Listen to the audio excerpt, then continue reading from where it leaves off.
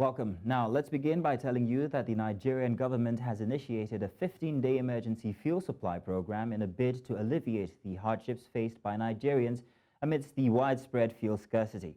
Under this initiative, vessels importing petroleum motor spirits, PMS, will continue to dock at ports across the country, offloading much-needed fuel into various depots where they will be swiftly distributed to fueling stations nationwide. The Major Energies Marketers Association of Nigeria had, in a statement issued earlier on Tuesday, reported a significant influx of fuel into key locations such as Apapa, thanks to the arrival of multiple vessels carrying over 300 million liters of PMS. However, officials remain optimistic that these measures will soon lead to a more stable fuel supply chain, offering relief to millions of Nigerians grappling with the consequences of the crisis. In the meantime, motorists in Nigeria's capital, Abuja, have complained about the availability of fuel to black market sellers despite being scarce in the open market and causing untold hardship for citizens. Our correspondent Joshua Imarai visited some petrol stations in the capital to appraise the current situation, and here's his report now. Abuja, Nigeria's capital city. The fuel scarcity has left motorists waiting in long queues for the product. Despite efforts to address the issue, fuel queues remain a stark reality, and in the midst of this crisis, black market operators are capitalizing on the desperation of motorists. You know, sometimes when there's fuel scarcity like that, it's usually a difficult period and a trying period for almost everyone, whether drivers or even passengers or just everyone. It makes the whole place kind of stressful like that. You can see some motor. Some golf motor, they buy fuel more than 200 liters inside their vehicle. So some are putting double tank inside the motor. The other day I did for one golf, more than 200 and something thousand. I wonder, say, golf why I use when no reach 70 liters. Why would you get fuel from this one and then resell to save citizens like you at a higher price? I feel like that's a crime, I don't know, but I feel like maybe there should be a task force to be checking and regulating these things. As fuel scarcity persists, a clear pattern emerges. Black market sellers have plenty of fuel to sell, despite long queues at fuel stations across the country. This raises a question about why some people have access to fuel, while others wait in line. Kamar area 1 ko kuma zone 3 haka, akwai gidan mai Ondo suna bamu, akwai kuma NNPC amma ba wannan ba, ƙaramin NNPC kenan, su ma suna ba mu, amma nan ba sa bayarwa. Muna shiga da mota ne. Muka shiga da mota, sukan cika mana tankin motar mu. Tukunnan in su kuma suka fito, za su biya roja a ciki. Mu ma kuma in suka fito, mu ma za su ƙara mana akan abin da suka siyo. Mu ba su riba sai su ba mu. Muna ba su kaman 85. Wani sa'in ma in yi wahala sosai na zuwa 9,000, 9,500. Mu kuma muna siyarwa 10,000 ko kuma 10,500. Despite lengthy queues, Nigerians remain hopeful that the persistent challenge of fuel scarcity will soon be alleviated and normalcy will be restored back to the streets. In Abuja for News Central, I am Joshua Imarai. Now, meanwhile, Nigeria's House of Representatives have called on citizens to remain calm and not resort to panic buying of petrol, as the challenges responsible for the long queues being witnessed in many petrol stations across the country have been resolved. The chairman of the House Committee on Petroleum Resources, Midstream and Downstream, gave the assurance while briefing newsmen in the nation's capital, Abuja, saying that its investigation to provide a solution to the situation confirms there is currently adequate supply of the product. Edong Joseph reports. The press briefing was called by some members of the House of Representatives. On behalf of the House of Representatives, the chairman of the House Committee on Petroleum Resources, Midstream and Downstream, says that the House engaged with relevant stakeholders and that the issues responsible for the scarcity of petrol are currently being resolved. We have in the last few days reached out to stakeholders in the petroleum distribution value chain, the Nigerian National Petroleum Company Limited, NNPCL, Nigerian Midstream and Downstream Petroleum Regulatory Authority, NNDPRA, the Petroleum Product Retail Athlete Owners Association of Nigeria, Petron, and the Transport Workers Union, to mention but a few. We have engaged extensively with them with a view to ascertaining the cause of the resurgence of fuel queues in petrol stations across the country. While expressing concerns, the committee frowned at the activities of middlemen taking advantage of the situation and assured Nigerians that the logistical challenges have been resolved. The challenges that caused the destruction was the logistic issue, and that has been handled with the maritime shuttle vessels as we speak. The lawmakers also urged the Nigerians not to engage in panic buying. As a country, we have a storage of over 1.5 billion liters, which can be last for at least over 30 days. More products are arriving, and more products are on the high sea. Obviously, it will take a few more days for things to return back to normalcy. Therefore, we call on Nigerians not to panic over these developments. We have, like we said before, gotten assurances from the regulators and the unions that these challenges will be cleared in a few days. It will require more time, like 2 or 3 days, for product to be distributed to all stations nationwide. It is almost a week now since the Nigerian National Petroleum Company Limited claimed that the issues causing the queues have been resolved. But yet, the queues are still there.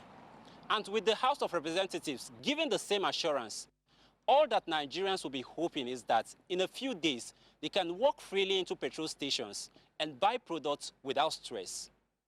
In Abuja for News Central, I am Idonku Joseph.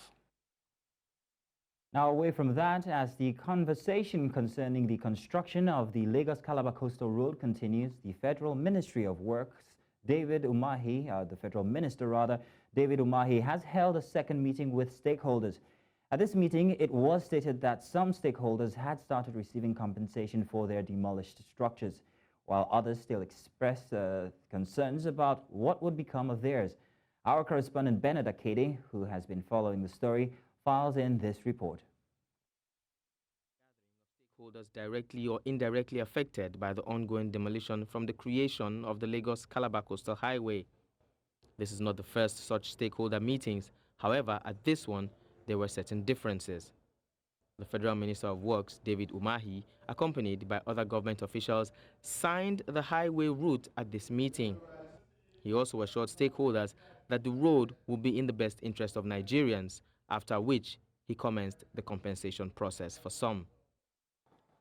I signed the route technically today,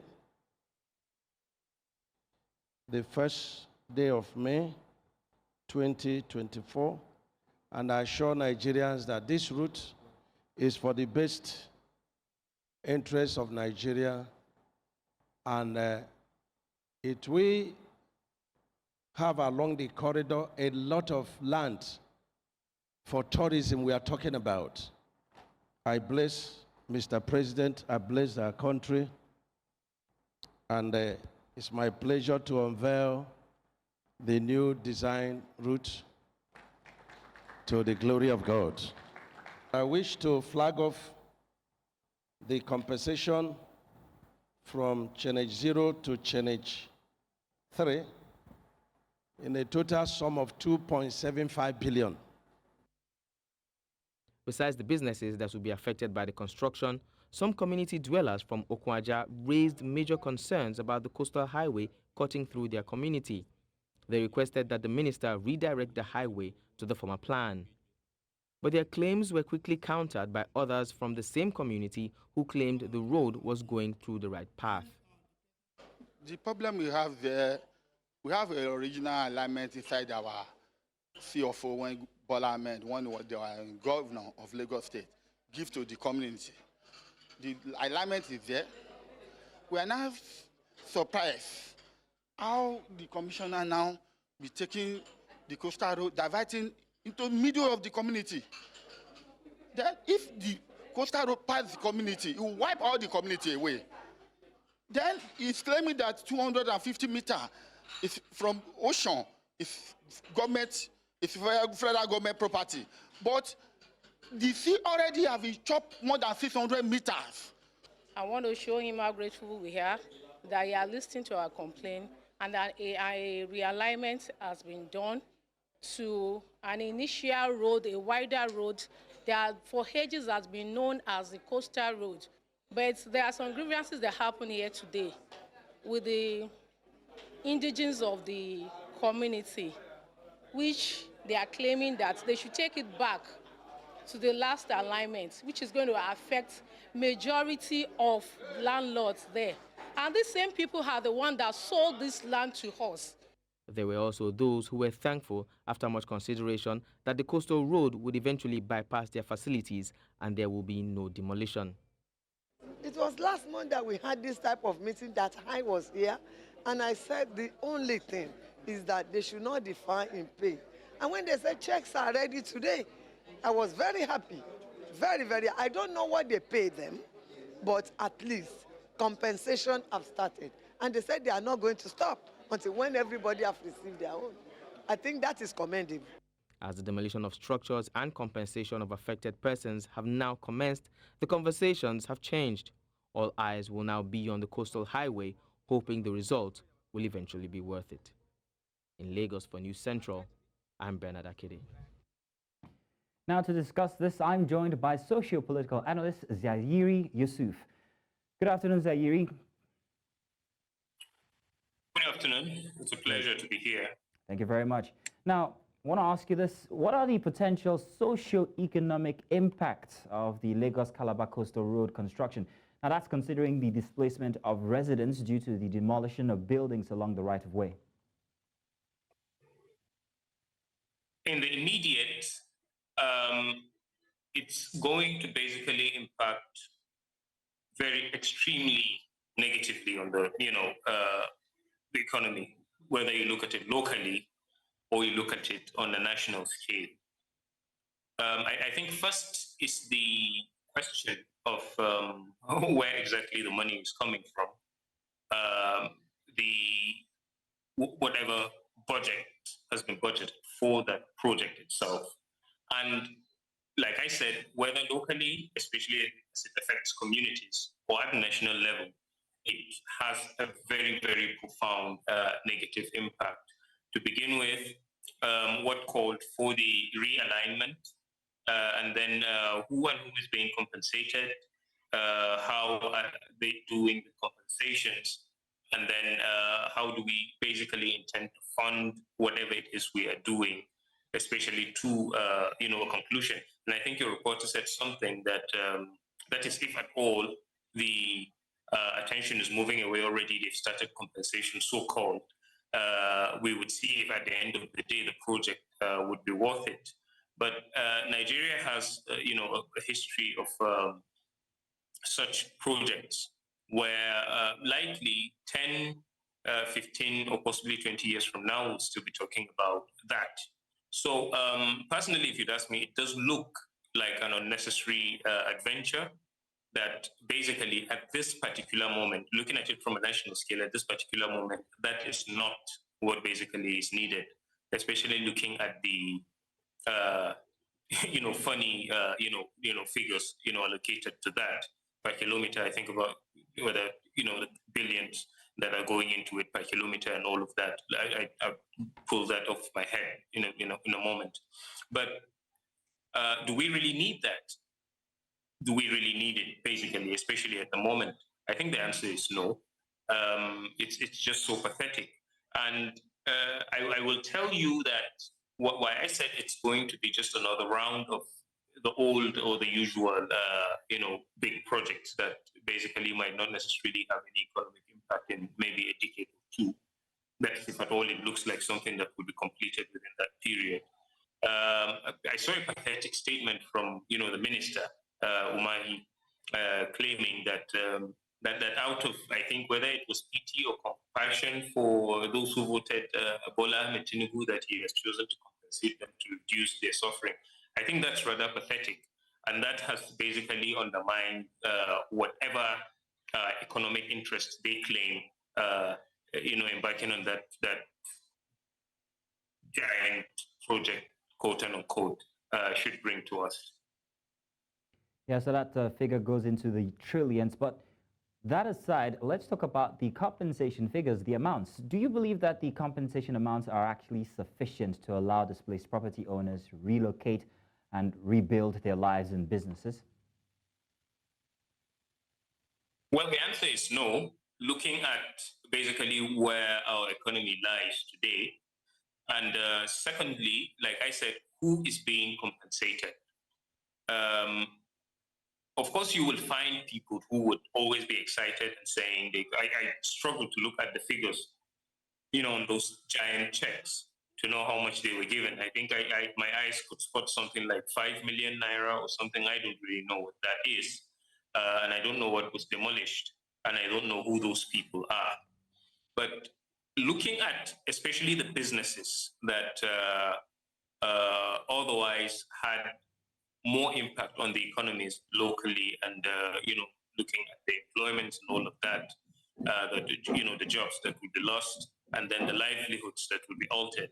I think before bothering myself about whether or not whatever compensation they give is sufficient, I think the sincerity behind what's basically going on is something that needs to be properly dealt with.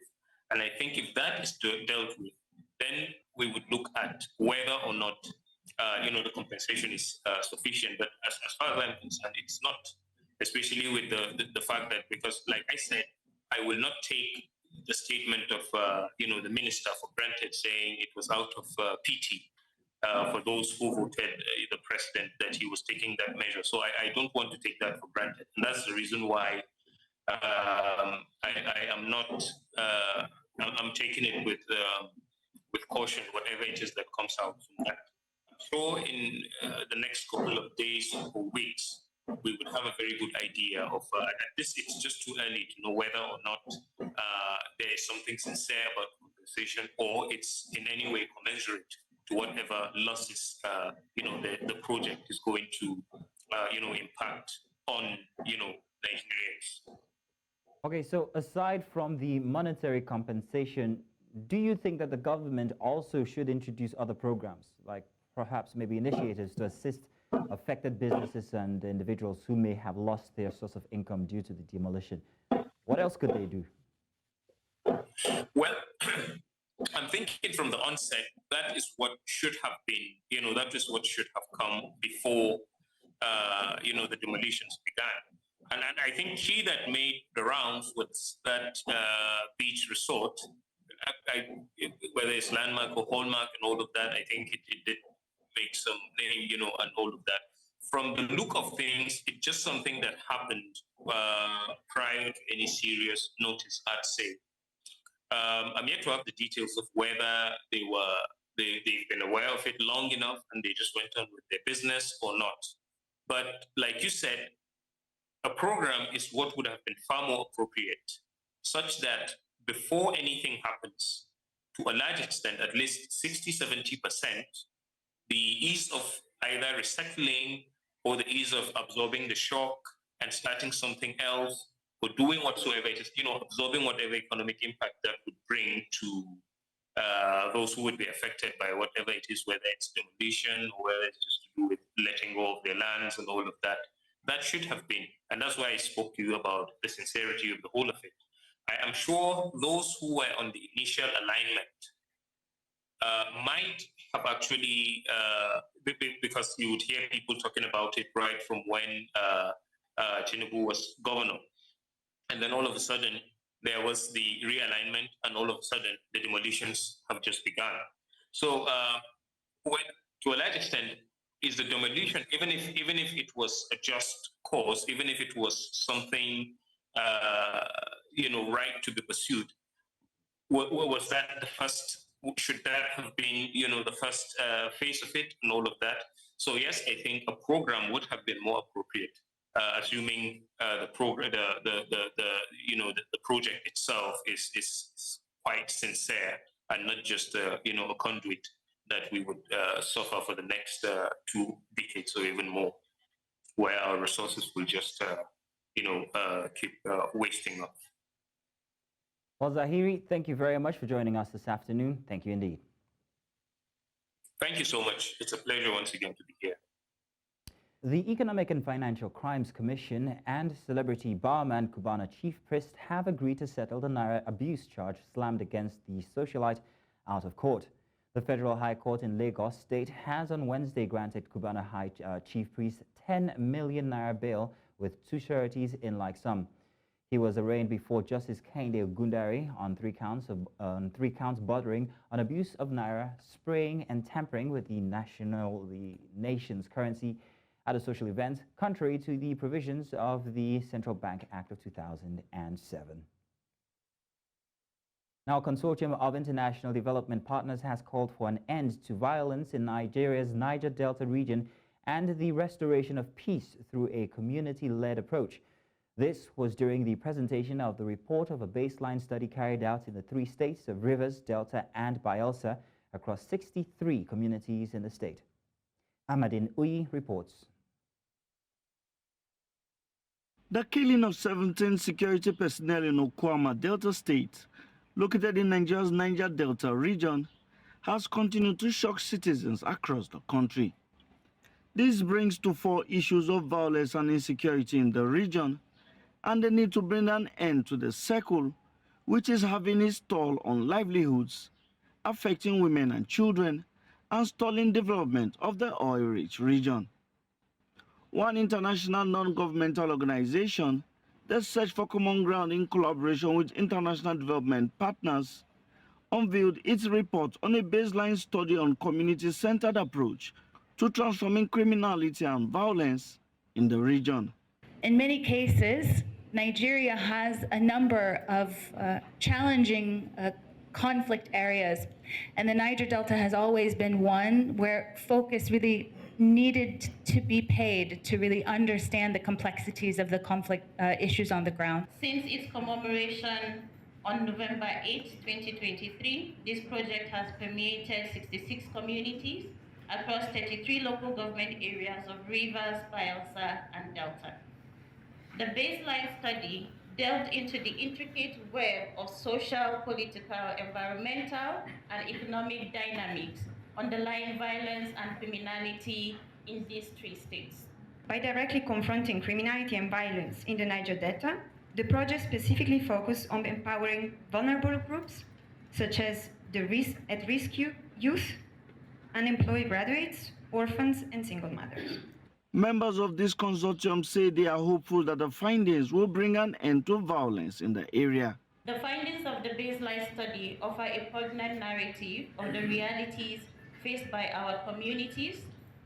They underscore the profound impact of socioeconomic challenges, such as unemployment and economic hardship, in perpetuating circles of violence and marginalization. As we talk about the community approach to issues of criminality and violence in the Niger Delta, and we look at the baselines of resolving these issues, the causes and the ramifications involved, it's important to note that one critical factor remains, and that it remains unacceptable that the symbolic goose that lays the golden egg is being neglected administration after administration in the Nigerian state, and that until the Niger Delta people are given fair share of the resources that God has blessed them, there will hardly be peace in the Niger Delta. They say they are hopeful that this report will catalyze the return of peace in the region, accompanied by development. In Abuja for News Central, I am Amadin Uyi. Our stakeholders in Nigeria have called for swift reforms of Nigeria's local government system to help address the need of citizens at the grassroots. This was during the launch of the Open Governance Initiative in Abuja, where they called for local governments to be given full autonomy. News Central's Joshua Imarai completes the report. Key stakeholders at the local government level have reignited calls for local government reforms, citing the need to address the shortcomings that have long plagued this critical tier of government. They argue that despite its crucial role, the local government system has been hindered by persistent shortcomings, which must be rectified to enable this vital tier of government to fulfill its potential and meet the needs of local communities. Yet, despite its pivotal role, the local government has often been plagued by inefficiencies, lack of financial autonomy, and a disconnect between government and the governors. Many believe the local government system is the key to taking governance to the Nigerians at the local level. Some here add that this emphasizes the need to evaluate their performance and assess the impact of state government policies on their actions and operations. The Ministry of Special Duties and Governmental Affairs really need to come up and assist us so much. The supervisory role must be evident. Without that, we may not be going far. For us to have political accountability, people must determine who lead them. There must be transparent and credible election at local government level. That is why Norge is leading the agitation. That there is need to review the electorate to ensure INEC conduct local government election. Stakeholders also emphasize the importance of establishing collaborative platforms to harmonize government efforts and enhance local government development. I therefore use this forum to solicit for more collaborative initiatives such as this that will consolidate government efforts in driving this developmental process to maximum impact on the citizenry. I am optimistic that at the end of this event, the stakeholders would come up with strategies that can provide solutions to some administrative bottlenecks at the local government level, as well as lessen the overbearing burden on the federal government. They called for full autonomy of local governments, saying this frees them from centralized control and enables them to deliver quality services to citizens at the grassroots. In Abuja for News Central, I am Joshua Imarayi. DStv subscribers facing a recent price hike can breathe a sigh of relief, at least temporarily. The Competition and Consumer Protection Tribunal in Abuja has issued a restraining order against MultiChoice Nigeria Limited. This order prevents the company from increasing price for its DStv and GoTV packages. The decision comes after an Abuja-based lawyer, Festus Onifade, challenged the planned price hike announced by MultiChoice for May 1, 2024. In a strong move to enforce the order, the tribunal has directed that it be pasted at MultiChoice's headquarters and all known branches located across Nigeria. Additionally, the order will be sent to the company's email address and social media channels to ensure maximum visibility. On to health matters now. A new directive from the federal government has directed all chief medical directors and medical directors of federal tertiary hospitals in Nigeria to procure needles and syringes from only the National Agency for Food and Drug Administration and Control, approved local manufacturers. Given the directives in a circular signed by the Minister of State for Health, Dr. Tunji Alausa, the federal government argued that the new directive is designed to promote local content and protect the country's manufacturing industries from foreign companies that dump their goods on the country. Alausa said the health sector has identified local pharmaceutical industries that produce needles and syringes that are in serious trouble because of the practice. Welcome back. Now the news continues in West Africa, where on a momentous occasion, Ghana's Ashanti king, Otumfuose Tutu II, proudly displayed dozens of royal artifacts. These treasures, looted during British colonial rule, have finally returned home after a long-term loan agreement with British museums. The ceremony, titled Homecoming, Adversity and Commemoration, marked the first public exhibition of the recovered artifacts at the Manhia Palace. Among the returned items are 32 gold and silver treasures, including the symbolic Mpomposo, the Ashanti sword of state. These artifacts were taken during the 19th century Anglo-Ashanti Wars by British militia forces. King Osei Tutu II described the collection as embodying the soul of the Ashanti people.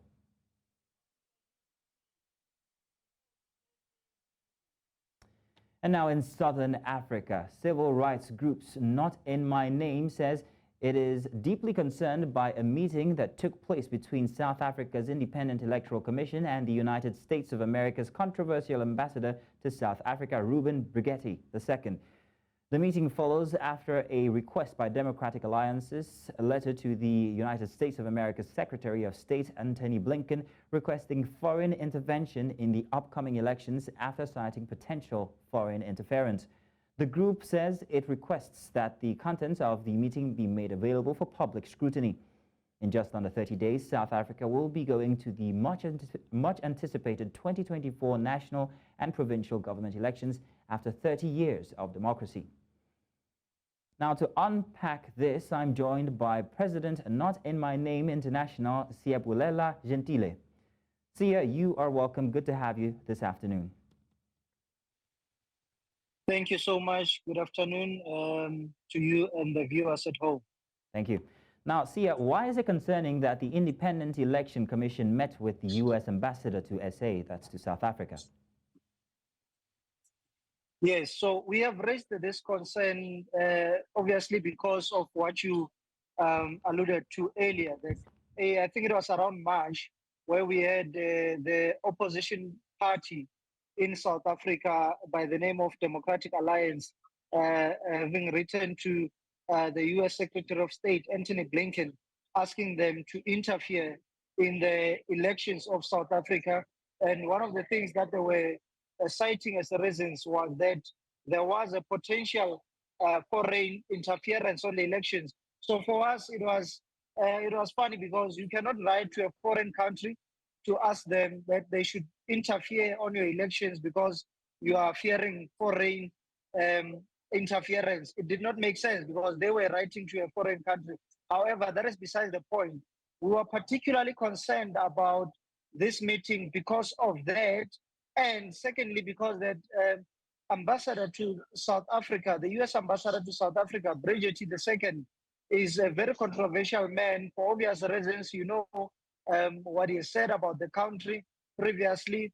And, we believe that he's not a man that can be trusted.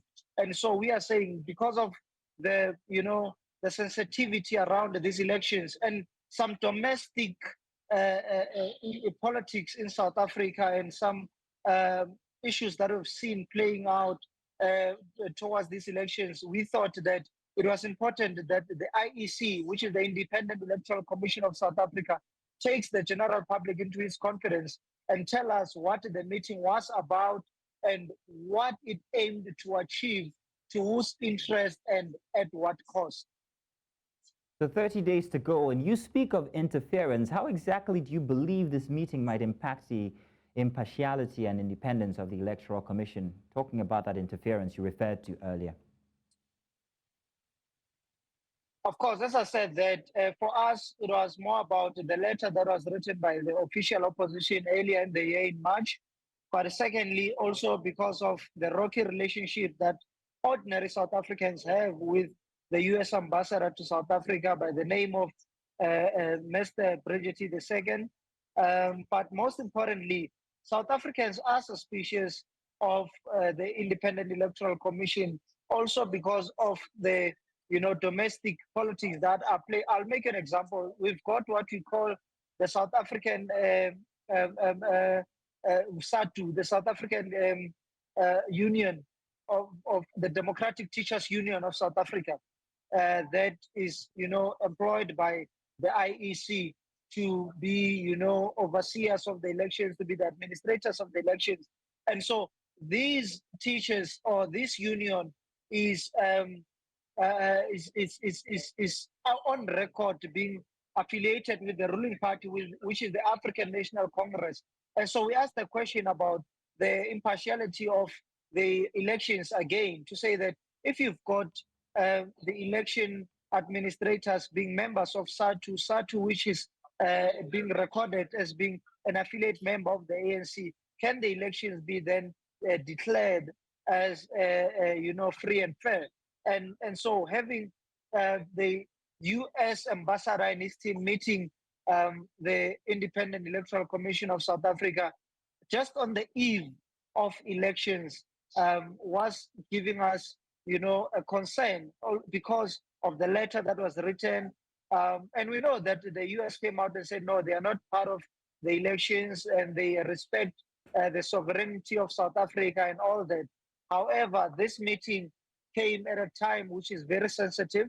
And so we believe that they need to come out and clarify themselves as to why they met with the delegation of the U.S. And they did say that no, there's nothing untoward because they always meet everyone. And we are saying that if that is the case, then let them release the minutes of the meeting, because there's rumors, there's allegations that the United States is funding the Independent Electoral Commission of South Africa. And so for us, this is a genuine concern that needs to be ventilated. Well, thank you very much, Siapwelela. Good to have had you. Thank you so much. Take care. Now in East Africa, Kenya faces a growing humanitarian crisis as heavy rains continue to batter the East African nation.